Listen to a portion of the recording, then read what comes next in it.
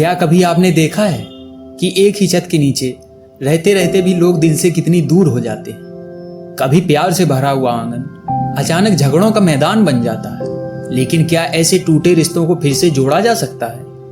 गाजियाबाद के एक पुराने मोहल्ले में शुक्ला परिवार का बड़ा सा घर था। यह वही घर था जहां कभी हर त्योहार पर हंसी खुशी गूंजती थी। बच्चे छत पर पतंग उड़ाते थे और आंगन में दादी की कहानियां सुनाई जाती थी। लेकिन अब उस घर की दीवारें चुप थी। परिवार बड़ा था।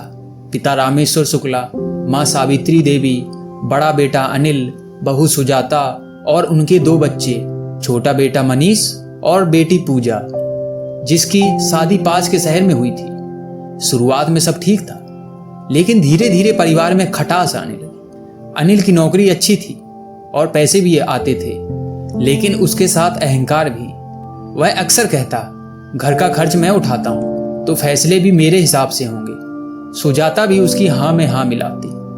दूसरी तरफ मनीष बेरोजगार था और उसे बार बार सुनना पड़ता, कब तक घर पर पड़े रहोगे, कुछ कमाओ भी।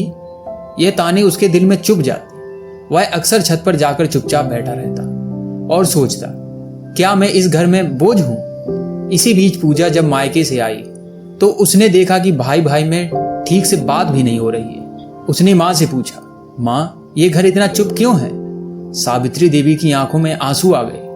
उन्होंने कहा, बेटी पहले ये घर मंदिर जैसा था, लेकिन अब हर कोना मुझे पराया लगता है। पूजा ने ठान लिया कि वह सबको जोड़कर रखेगी। दिवाली पास आ रही थी तो पूजा ने सबको साथ बैठाया और बोली, इस बार दिवाली की तैयारी सब मिलकर करेंगे, भाई बच्चे भाभी सब। अनिल ने अनमने अंदाज में हामी भरी। मनीष चुप रहा, लेकिन धीरे धीरे सब काम में जुट गए।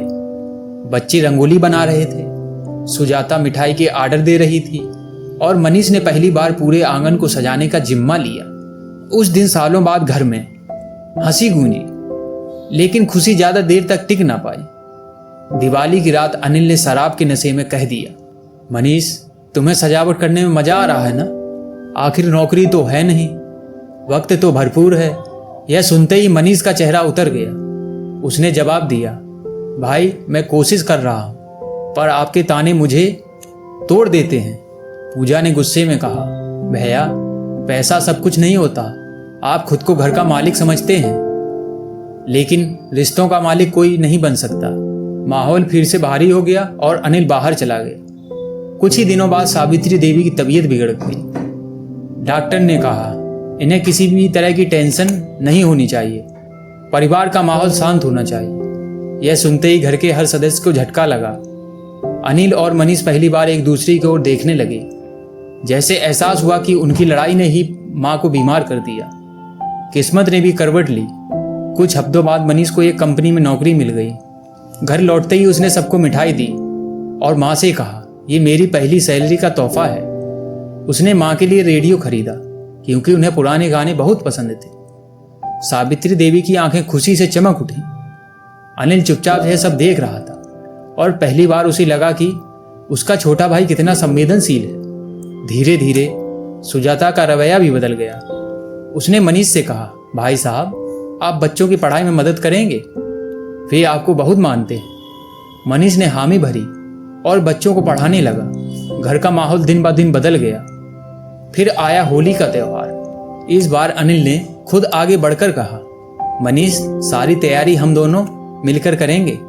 दोनों भाई गले मिले और पूजा ने आंगन से रंगों की पिचकारी फेंकते हुए कहा, देखो यही है असली होली। रामेश्वर शुक्ला की आंखें नम हो गईं। उन्होंने कहा, बच्चों अब मुझे सुकून है। परिवार का असली रंग यही है, प्यार और एकता। उस रात आंगन में फिर से वही पुराना नजारा था। रेडियो पर पुराने गाने बज रहे थे, बच्चे दौड़ रहे थे और सब मिलकर हंस रहे थे। पूजा ने माँ से कान में कहा, माँ देखा ये घर फिर से घर बन गया।